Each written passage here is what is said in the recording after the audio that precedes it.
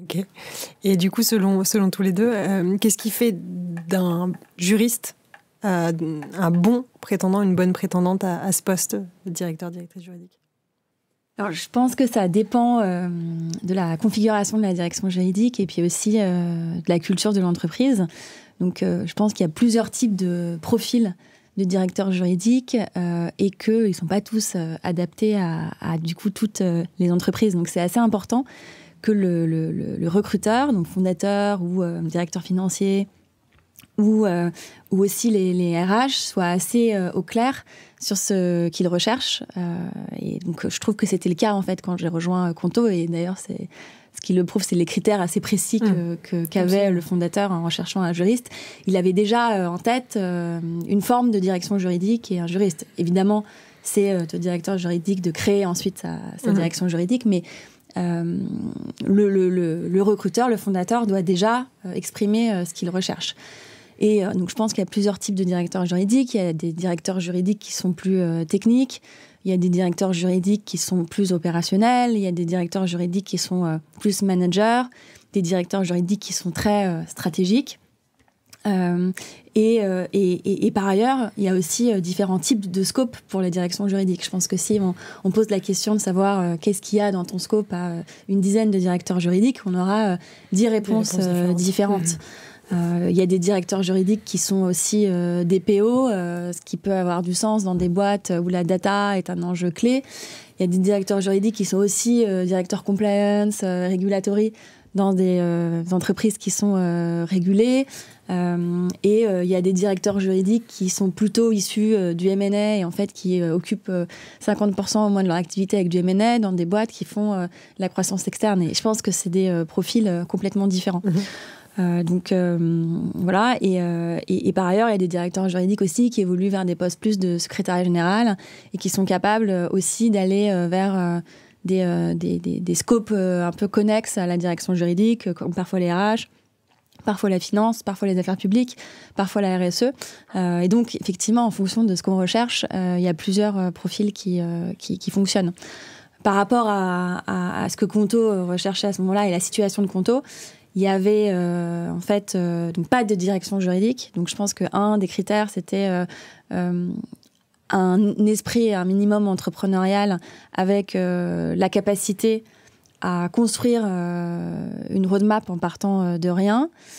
C'était une direction juridique qui reportait au fondateur. Et donc, je pense que ça laisse plus d'autonomie à la direction juridique, mais ça implique quand même du coup que la personne, elle ait envie d'évoluer dans un environnement où elle ne va pas avoir des instructions très claires sur ce qu'elle doit faire.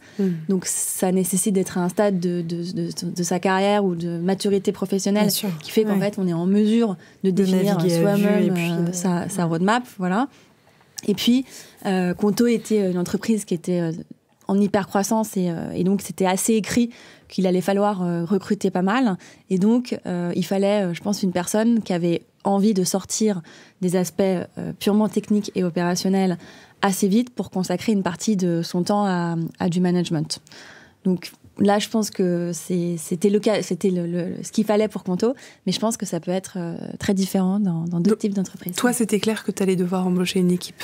C'était effectivement, le Conto était vraiment en hypercroissance. Le fait de ne pas avoir du tout de direction juridique était déjà, commençait à être un peu problématique.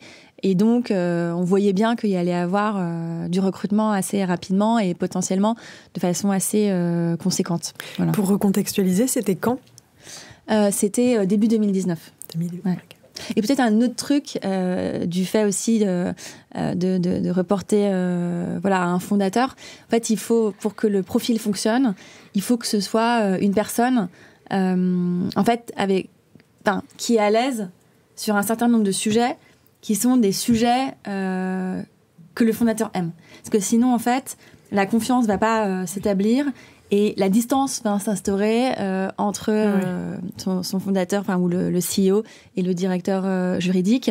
Et donc, je pense que pour que ça matche, il faut déjà réussir à avoir ensemble 2-3 sujets qu'on aime beaucoup.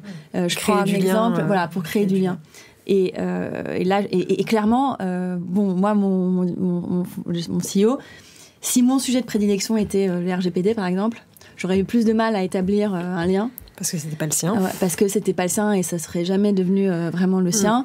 Là, en l'occurrence, le fait d'avoir fait du M&A, alors que pour lui, le M&A était quelque chose qui était envisageable chez Conto, c'était un sujet de discussion qui pouvait créer du lien.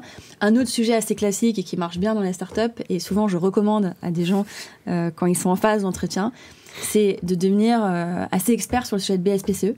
Parce qu'en fait, c'est un sujet qui intéresse énormément les fondateurs, parce que c'est leur capital, parce que ça touche au recrutement, à la motivation et à la rétention des salariés, ce qui est quand même le nerf de la guerre dans une start-up où on sait qu'il y a beaucoup de problèmes de recrutement. Et c'est un sujet, en fait, je pense que j'ai énormément construit ma confiance et ma relation sur le long terme avec mon CEO autour du sujet des BSPCE. Donc un conseil que je donnerai aussi plus tard, pour maintenir sa position et sa posture en interne, c'est d'avoir quelques sujets qu'on ne laisse surtout pas au RH ou à la finance, et je pense que les BSPCE est un des sujets. RGPD, en fait, limite c'est utile, mais moi je l'ai pas dans mon scope, et en fait je dirais que c'est plutôt une bonne chose que je l'ai pas eu dans mon scope, parce que ça m'a permis de me focaliser sur des sujets qui ont permis de maintenir le lien avec la direction générale.